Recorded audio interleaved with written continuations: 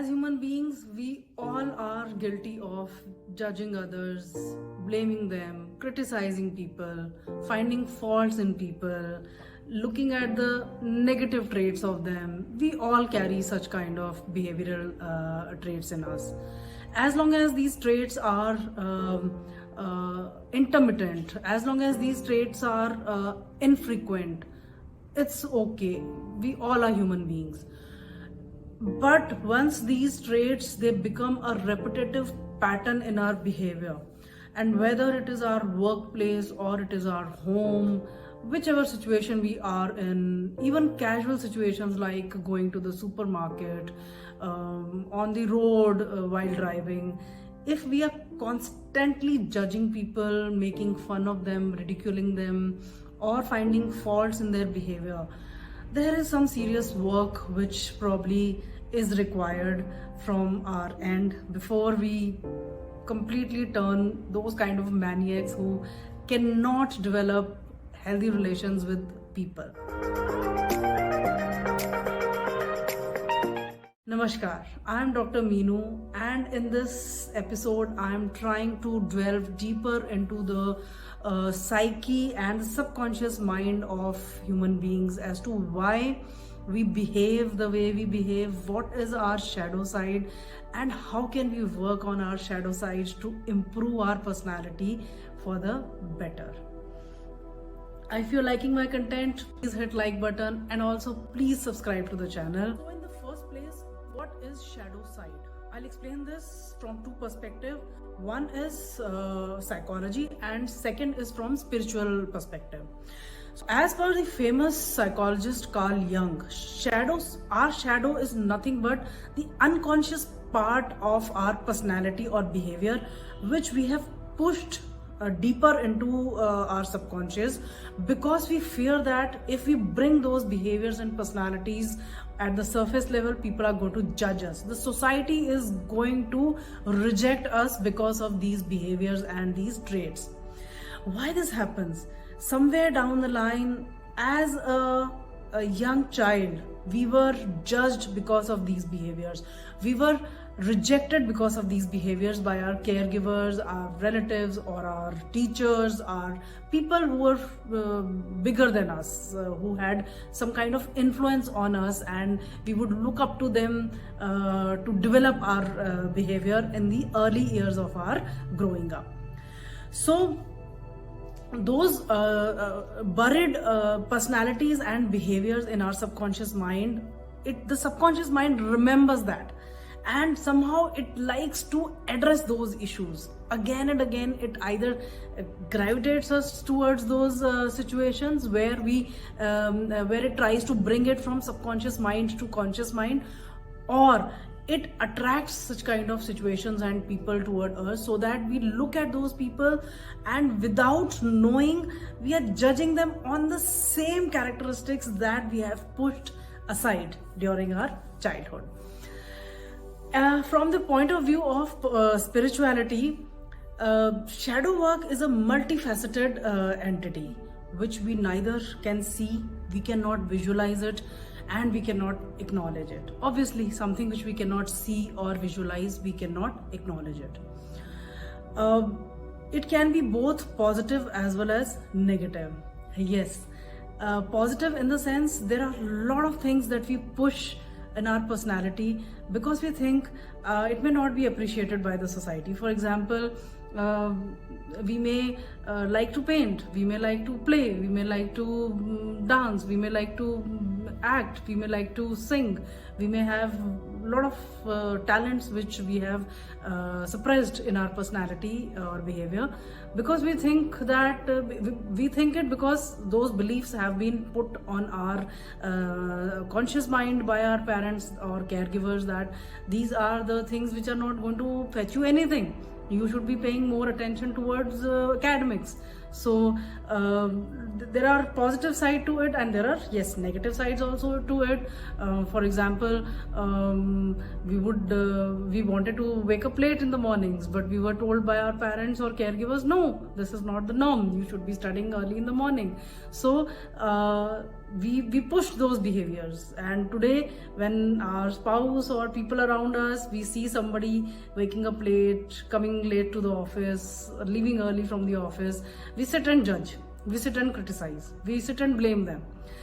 That's because somehow in our subconscious mind we wanted to be like that, we definitely wanted to be like that, but then obviously it has become a shadow side now, because we have suppressed those emotions and those feelings long back. So as per spirituality, it is something which is not just a brain phenomenon, it is much deeper than that. Because every time when a child was asked to change his behavior, he was a powerless kid, he could not back answer, he could not fight with his caregivers, so he simply changed what he was asked to. So as per spirituality, it's not simply a brain phenomenon. Every time when the child numbed his emotions and numbed his feelings, suppressed his feelings, he was shutting down his heart, and his heart was getting weaker and weaker. Now again, here comes your 7 chakras. Out of the 7 chakra, every time a person closes down and represses his emotions, he is causing a dysfunction in his heart chakra. And that is what happens when we talk about shadow work in case of spirituality. Now, why do we need to work on the shadow side? This is a very simple as well as very complex question. Why do we need to work on the shadow side? Think about your own behavior. Think about people, or think about your own behavior. You are a very nice human being, you like to enjoy with people, you develop some good bonds with people. There are 2 facets to it, you are driving and suddenly somebody hits your car and you are completely different person. There is a road rage, you get angry, you come down, you pull over and come out of your car and start shouting with the person, start fighting with the person. That's a very contrast kind of personality that you are showing. You point out your spouse, why do you get late every day? And after few days or months, you are in a very irritable condition and you lash out. It's a kind of rage that you show. So one thing is, you need to work on this, because you get too high and then you get too low. There's no consistency in your behavior. So it's affecting you in 2 manners. One is good relation with your people around you, and second, good relation with your own self. You are causing unnecessary stress and anxiety to your own self, and somehow in the long run it's not good. The more anxious you are, the more stress you take over, you have more of heart problems. And that is the reason people with lot of rage and anger and depression, they suffer from all those kind of high BP and heart problems. So you can heal yourself. It's as simple as doing a little bit of inner work, healing yourself, addressing those unresolved issues, and once you heal yourself, your behavior becomes a little more consistent. And that is why it is important that we work on our shadow side. It is not going to cause us any harm, it is only going to be positively affecting us and our personality. So how do we work on the shadow side?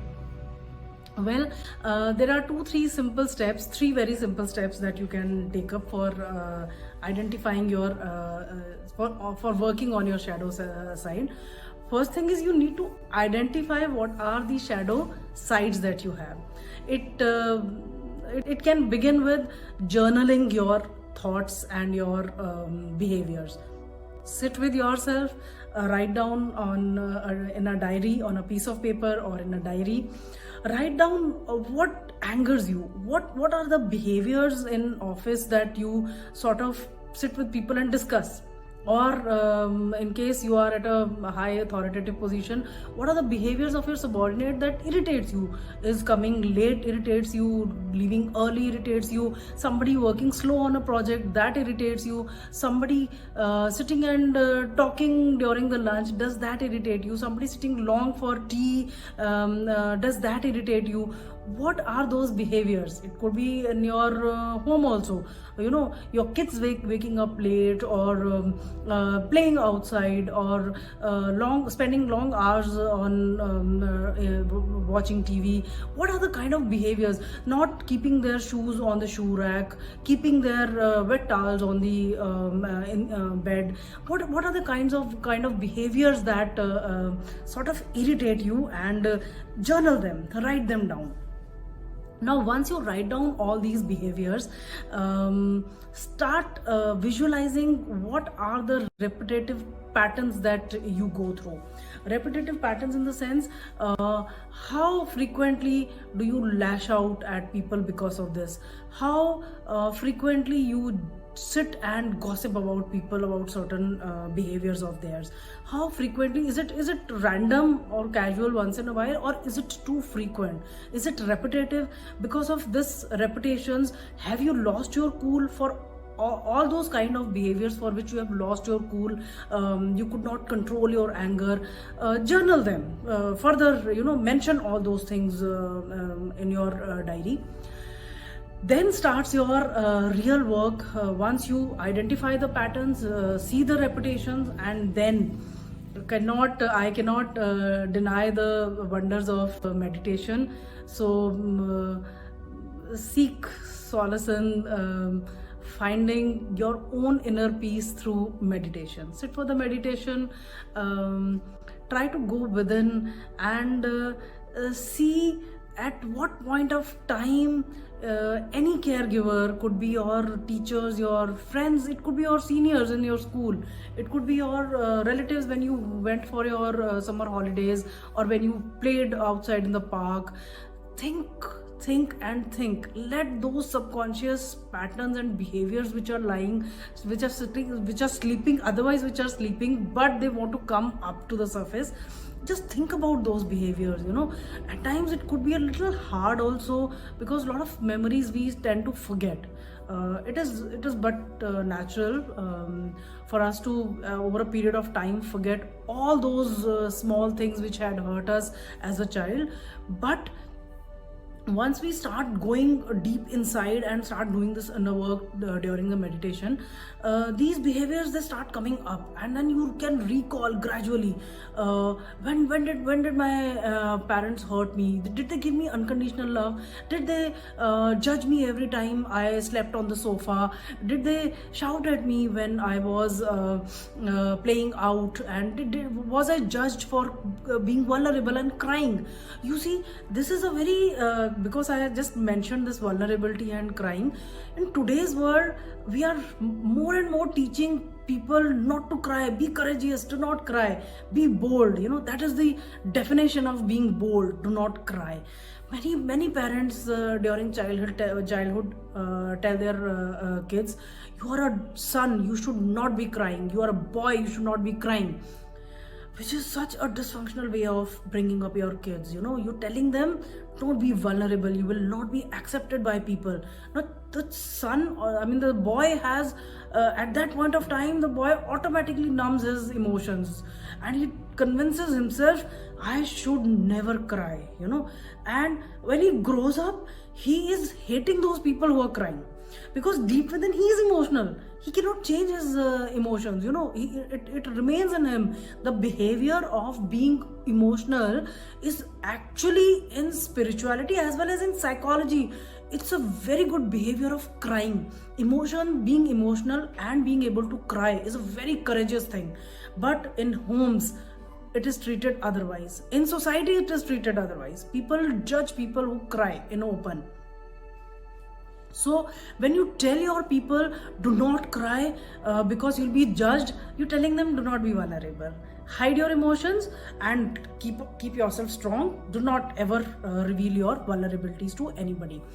Now what happens is, he or she numbed their emotions, he or she thought that this behavior is incorrect, but as an adult, he or she is judging people based on that, and he's disliking those behaviors, although he himself has fragments of those behaviors in the subconscious mind. Telling a girl, you should not be playing out, you should be cooking, you should be learning to cook because one day you have to get married, is again a very dysfunctional way of bringing up your kids. And it is again suppressing their emotions. If she wants to play cricket, why do we need to judge? Why do we need to tell them you are a daughter and you should not be playing outside, you should be cooking, you should be learning to cook?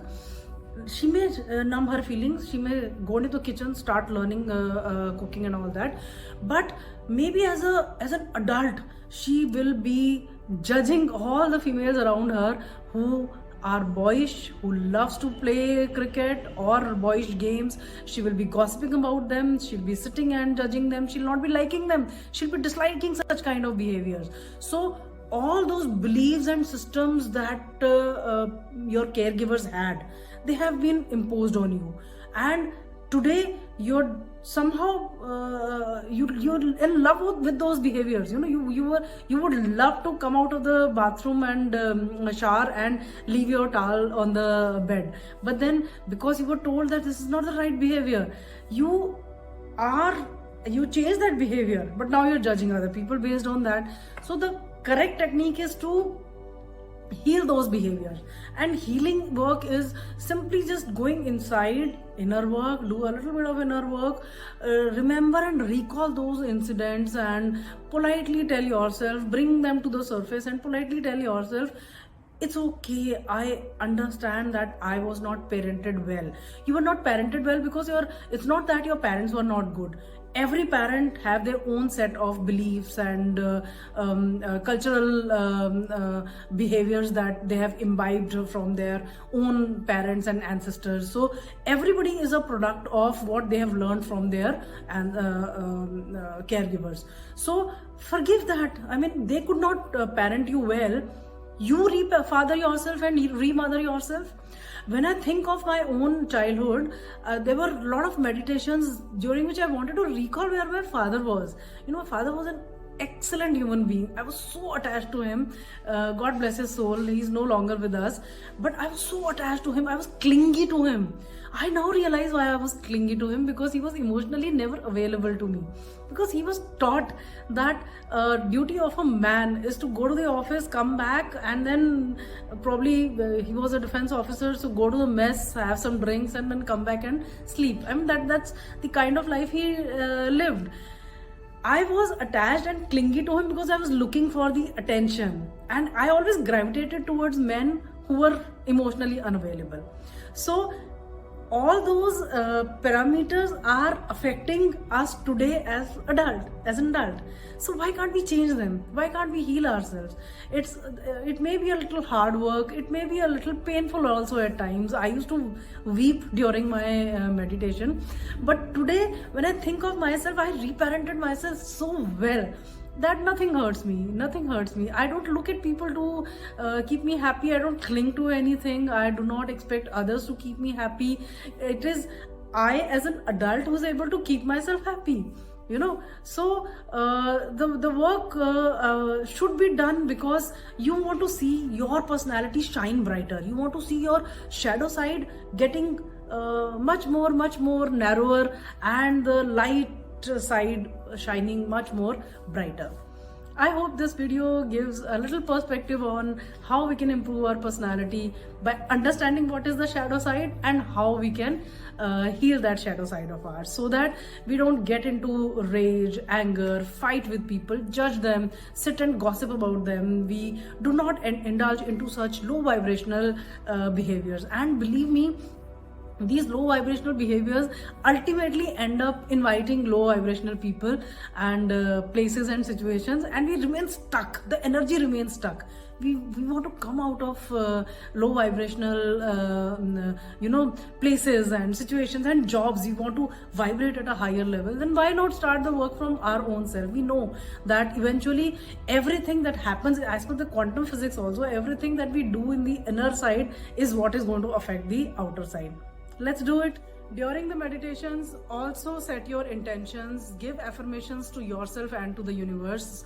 You can use this small mantra: I set my intentions to heal and integrate my shadow self into my reality. I set my intentions to heal and integrate my shadow self into my reality. I hope this was a little entertaining and practical video on helping you make some reforms in your personality. I would like to engage on this topic. Please mention anything that you would like to mention in the comment box. I would like to hear from you. Is there anything that you would want me to take up in the future videos? Please let me know that also. Thank you so much. Namaskar.